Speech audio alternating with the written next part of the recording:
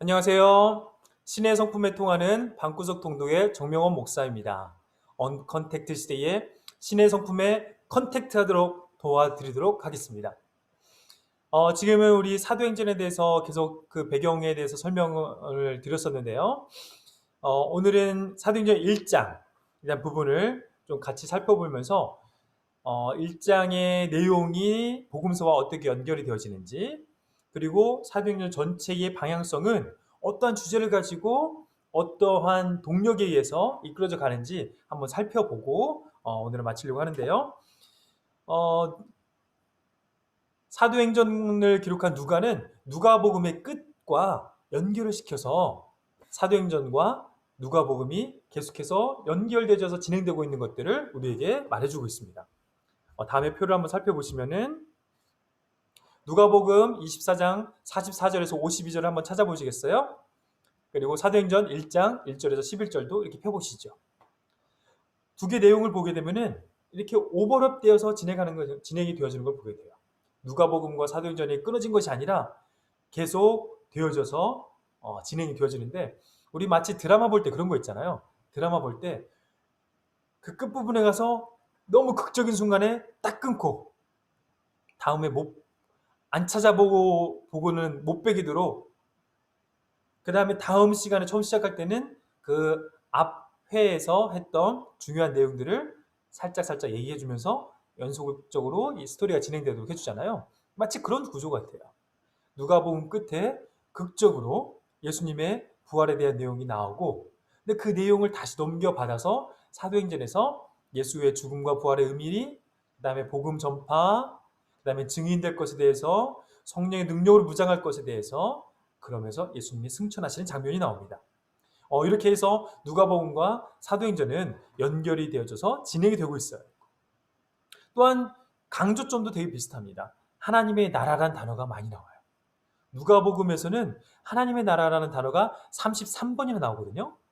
이 사도행전에서도 하나님 나라라는 표현이 다른 단어들에 비해서 압도적이까지는 아니지만은 상당히 많이 나옵니다.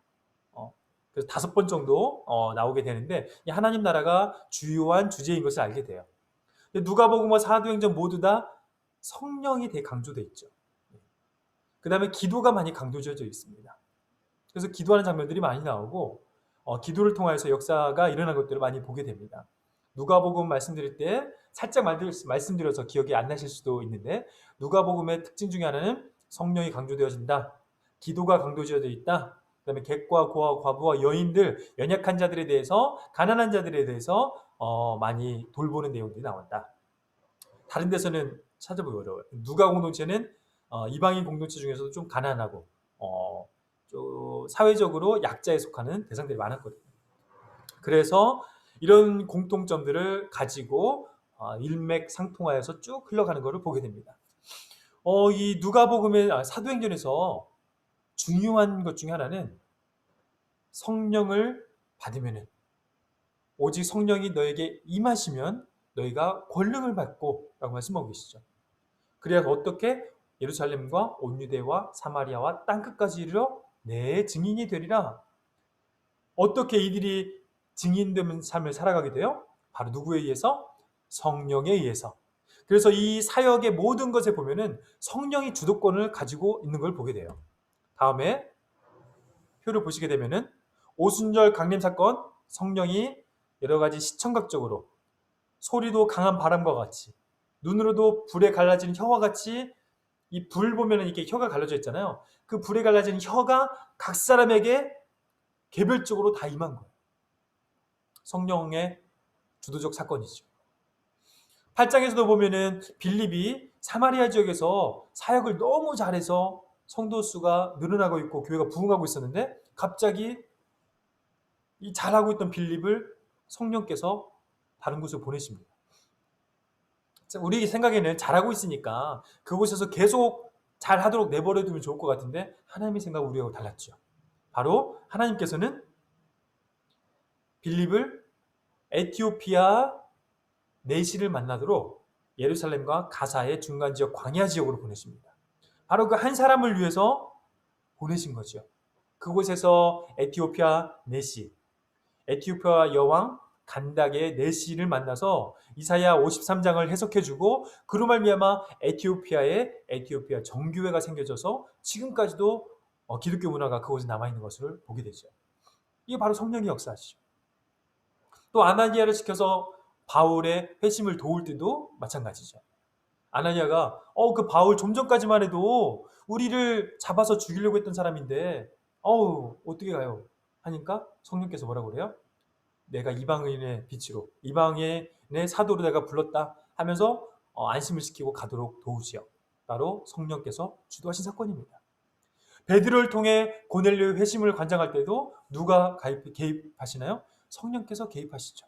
성령께서 목소리를 들려주시고 가게 하고 안내하고 또 특별히 꿈과 환상을 통하여서 그런 장면을 보게 하시고 이 모든 만남과 또 고넬료가 회심할 때 성령이 임하는 것들을 경험하게 되죠. 그래서 세례를 또 베풀게 되는 그래서 성령의 주도적 사건이다.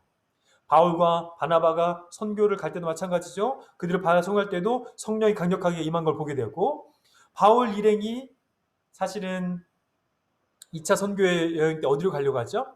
그들이 가고 싶었던 곳은 에베소였어요.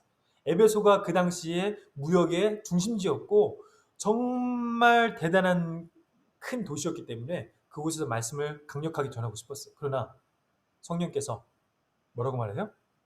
여기로 가는 걸 허락하지 아니하시고 드로아로 가게 하시죠.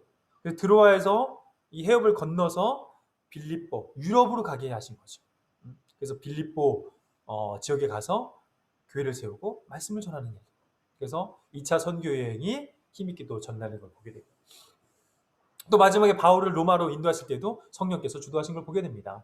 이런 걸 볼 때에 하나님 나라의 사역, 하나님 나라의 확장, 이 교회의 확장, 교회의 성장은 우리의 힘과 우리의 능력으로 되는 게 아니에요. 우리가 잘나서 우리의 계획과 우리의 생각으로 우리의 능력으로 일들이 이루어지는 것이 아니라는 걸 보게 돼요. 때로는 우리의 생각을 넘어서서 하나님께서 막으시는 경우도 있어요. 우리의 생각과 판단으로는 그게 옳지 않아 보일 때도 있죠. 왜요? 빌립이 사마리아에서 계속 잘했으면은 남겨뒀으면은 정말 더 교회가 놀랍게도 부흥할 수 있었는데 왜 굳이 한 사람 때문에 에티오피아 넷이 한 사람을 위해서 왜 가야 되나? 우리는 이해가 안 되죠. 그러나 하나님의 생각은 우리의 생각과 다릅니다. 하나님의 생각은 우리 생각보다 크십니다. 하늘이 땅보다 높은 것 같이 이사야 55장 8절 9절 말씀대로 하나님의 생각은 크고 높으시고 항상 오르시기 때문에 우리가 하나님의 음성에 귀를 기울이고 성령께서 우리를 주도하셔서 하나님 나라를 이루시도록 우리를 내어 맡길 필요가 있어요. 그래서 순종이 중요한 것이죠. 고넬료 회심 때도 마찬가지죠. 이방인에게 누가 생각이나 했겠어요.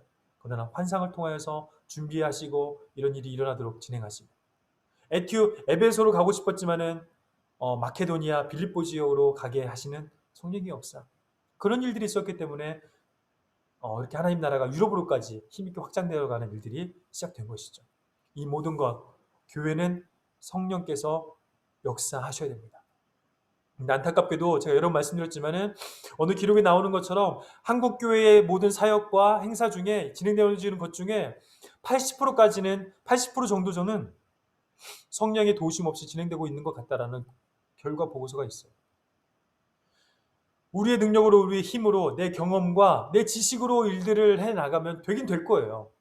그런 성령의 역사하심은 드러나지 않고 하나님의 뜻이 그곳에 온전히 이루어지지 않을 수 있다는 거예요. 한국 교회가 지금 위기 가운데 있는 것 중에 하나는 바로 이러한 지점에 있다고 저는 생각이 됩니다. 우리가 다시 한번 주님 앞에 엎드려 기도해야 돼요. 성령 충만을 허락해 주시도록 기도해야 돼요. 성령 충만함을 허락해 주시도록 그분 앞에 겸손히 엎드려져야 돼요. 그때에 하나님께서 우리를 통하여 하나님 나라 역사를 이루실 줄 믿습니다. 사도행전에 보면은 그 설교의 주제들이 나오는데 하나로 취약될 수 있습니다. 하나로 요약될 수 있습니다. 바로 예수가 그리스도 주님이시다라는 고백이에요. 베드로가 5번의 설교를 하게 되고 또 바울이 5번의 설교를 하게 돼요. 바로 오순절 설교, 3장에서의 솔로몬 행각 설교, 그 다음에 사내들인 공의에서 1차, 2차 2번을 하게 돼요. 그다음 고넬료 집에서 그 중심은 예수에 대한 예수가 그리스도이시다. 예수가 바로 우리의 그 주님이시다. 예수가 그 그리스도 메시아 구약에 예언됐던 바로 그분이시다. 너희들이 그분을 못 박아 죽였지만은 그분은 다시 부활하셔서 우리의 주와 그리스도가 되셨다. 이 내용이 사실 핵심 내용인 것이죠. 스데반의 설교도 그렇고요. 반성정적이며 반율법적인 내용을 통하여서 너희들의 참 성전이신 예수 그리스도를 죽였다. 예수 그리스도가 참 성전이시다. 예수 그리스도에게 그 전해주신 율법을 가지고 우리가 다시 한번 새롭게 재창조되어져야 된다. 라는 내용들을 바울도 그런 내용들을 계속해서 우리에게 주지시켜주고 있습니다. 사도행전의 내용의 핵심은 바로 예수는 그리스도, 주님이시다. 그런 찬양도 있죠. 예수는 그리스도, 예수는 주, 하나님의 영으로 경배드리리. 아멘이시죠? 예수는 그리스도, 예수는 주. 왜 주의 영으로 그분을 경배하는 내용이 바로 사도행전의 내용이라고 할 수 있겠습니다. 사도행전을 통하여서 어떤 내용들이 나올지 이제 기대가 되시죠? 바로 성령의 역사를 통하여 예수가 주 되시고 그리스도 되신 것들을, 이게 복음이죠. 이 복음을 힘있게 전파하게 될 때에 예루살렘과 온 유대와 사마리아 땅끝까지 이르러 하나님의 나라가 놀랍게 확장되어져 가는 것을 경험하게 되실 것입니다. 그런 기대감을 가지고 우리 사도행전 2장 말씀부터 살펴보도록 하겠습니다. 다음 시간에 만나도록 하겠습니다. 감사합니다.